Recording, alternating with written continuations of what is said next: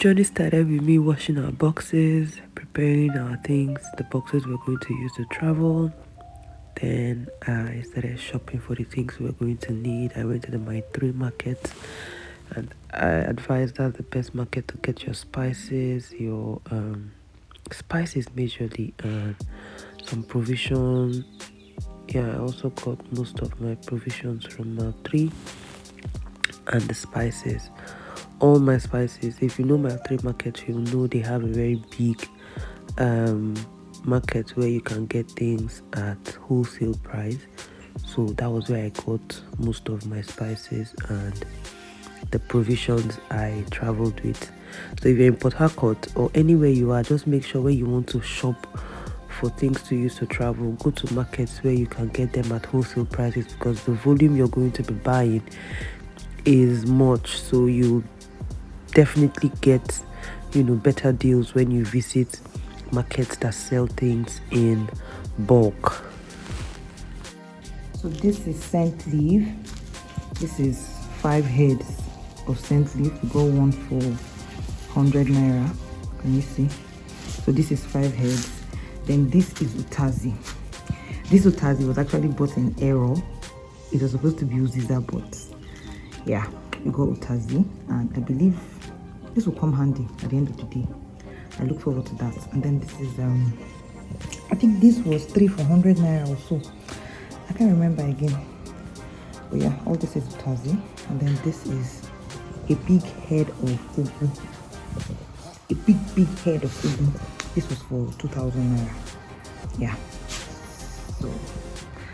So if you're in Port Harcourt, I'll advise you buy your leaves, leaves, egusi, ogbono, all these things. Go to Sangana market. Okay, you heard the prices I called for those leaves, right? They were pretty affordable.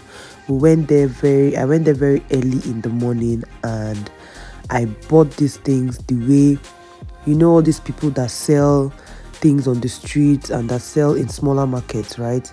They go to Sangana market to buy these things in bulk. So I was not buying like a couple of items. Since I was buying so many things in bulk, I went to that market and I got them at very ridiculously, in short, they're like and when I go home, I felt like I stole them because they were so cheap. If I had bought them from markets around me, I would have bought them more expensive. So when you're shopping for your travels, make sure you look for markets where all these smaller vendors, these smaller sellers, where they go to buy from. So when you go to buy, you will be buying in the kind of quantity they buy normally, so you're going to get the things cheap. So here I was trying to wash my bitter leaf, and then my husband said I wasn't doing it properly, that I'm not washing it well. So this man literally took over this bitter leaf washing from me.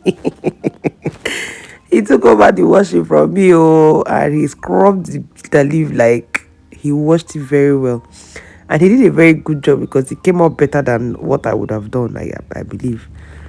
So he washed the bitter leaf and it was so nice. Came very, even when it dried beautifully. You're going to see that at some point in the video. But yeah, this is my husband helping me wash this bitter leaf as the 100 yards husband material that he is. So see our bitter leaf now after washing it. See how very fine, well washed. It's looking very nice, right? Yeah, my husband did that. Anyway, after I washed, cleaned, and prepped all the leaves, I started drying them. So this is the ugu leaf. I didn't cut the ugu leaf. I just dried it the way I bought it. So yeah, from my research, I think this was the best way to do it. So I literally just sunned it in its complete state. I just plucked it out from the stem, and then I sunned the ugu leaves like this. So I sunned the other leaves too. I sunned the okazi, the bitter leaf, the ugu leaf, and I made sure they all dry very well. So this is the okazi leaf after I washed it, after I grinded it in the market. So yeah, this is the spread of all my leaves. So I have bitter leaf here, I have ugu leaf, and I also have okazi. So I let these leaves sun dry for a very long time till they were very, very dry. I made sure they were very, very dry before I packed them up. So yeah, this is the bitter leaf. You see how dry it is, right? Everything was crispy. Literally, I packed it when they were dry, and I packed them in a Ziploc bag and sealed it up. So yeah, this is bitter leaf. This is okazi. Okazi are dried very well. Then I also packed it up in Ziplocs. Of all the leaves safe, I even thought the ugu would be more, but I think yeah, the ugu and the okazi are more. And I bought this much okazi because I make okazi with egusi. I'm married to an aquarium man, so that's how they make egusi soup. So I made okazi. I bought so much so that I can be doing that. So I'll also use it with vegetable here to make like vegetable soup. So that was why I bought so much okazi. This is me packing it up in a Ziploc bag. Yeah, so that's it. Then here, this is my plantain. I carried fried plantain chips. So my mom helped me buy a bunch of unripe plantain from Bayelsa. Then we grated it and we fried it ourselves at home, and it came out so nice, very crunchy. And yeah, the recipe was pretty simple. After peeling it and cutting it like this, we allowed it to dry for a while so the moisture will go out of it a little bit. And then we fried it, I think the next day. Yeah, I think we let that thing dry for like through the night, and then we fried it the next day, and it was so crunchy, so crunchy, very dry. It was very nice.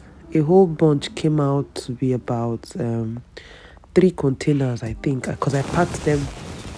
I bought this transparent containers I used in packing them, so it will last me for a while, right?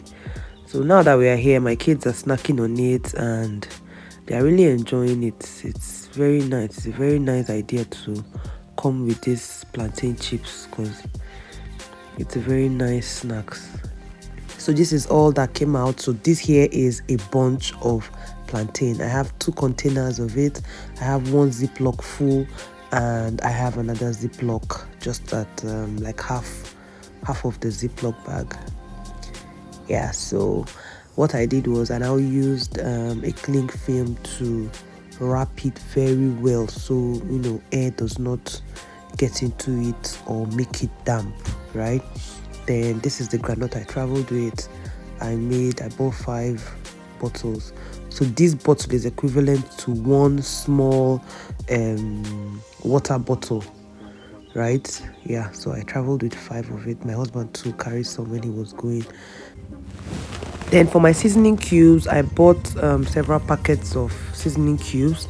So what I did was to crush some of them. I didn't crush all. I crushed some of them. So here I'm crushing the beef seasoning cubes.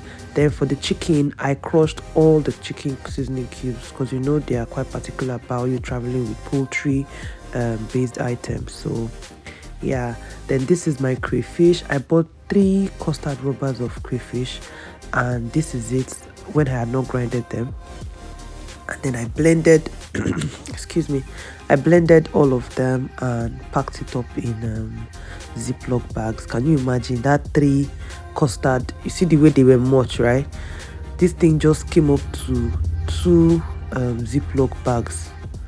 I was so annoyed, like it looked so small in my eye after grinding it. So I'm literally going to be pinching this thing so it will last me a while. Okay, then for my seafood items like the isam, the fish and all of that, oporo and all that, I went to Creek Road Market in Port Harcourt to buy them. So that was where I shopped for my isam, the oporo, and all of those things. I think I also bought my egusi here. Yeah, I got the egusi here too because the price I got it for here was better than mile 3, so I bought my egusi here.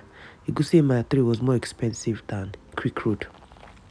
So yeah, so after I bought this egusi, I dried it for a while, right, so that it won't be too oily. But it still turned out to be that way. I guess I didn't dry it enough. I don't know, Shabo. Yeah, this is, I bought three, I think three, a bit two custard rubbers of egusi. Then this my gari. See the ofo there. I bought the ofo and dried it very well before grinding. So this is my scent leaf. This is uziza. Yeah, this is my egusi. This is my ogbono. I dried out everything in my parlor. See, my parlor turned to like a mini market, a mini market literally. Where before I traveled, because all my food items I just laid them out in my parlor because I had sold most of my household items, right? So I had space in my house to do all these things that I ended up doing. So yeah, this is everything. When I had packed it all in ziplocs, all my leaves, my crayfish, everything. See the isam, that's the ugu, and you can see I labeled everything so that there won't be any questions. Anything you're seeing the name, right? So you will not even have questions to ask me. And I advise you do this because when you're going through customs, it will not raise an eyebrow, right? So yeah, that was why I did this. Then this was us packing everything, putting things together. The pepper soup spice, I did my own, the one I bought in the market and grinded, and I also bought this sachet one that I turned. So yeah, this was me just turning them into a bowl before I poured it into a ziploc. Even our indomie, I removed it because it was chicken indomie I bought and I didn't want to carry it with the packet so they won't ask me questions. So I literally just removed them and put in a ziploc bag. These are the hair items I bought for my daughter's hair. I cargoed these things. They have not even gotten to me now. So yeah, I cargoed these things, the things I'm going to be using to make her hair and some other things I packed in this bag. I cargoed them. So yeah, this is the second carton of tin tomato I bought. I bought 2 cartons of tin tomato. So all this sardine and corned beef, I had them in the house. So I just packed all of them in a Ziploc bag and packed it up. Yeah, so this is me folding my clothes and trying to pack my box, trying to put things together. So at this point, I'm going to end this video here. There will definitely be a part 2. Watch out for part 2. If you're interested in doing that, please make sure to subscribe, like, drop a comment, and I'll see you in my next video. Thank you guys for watching, guys. Bye.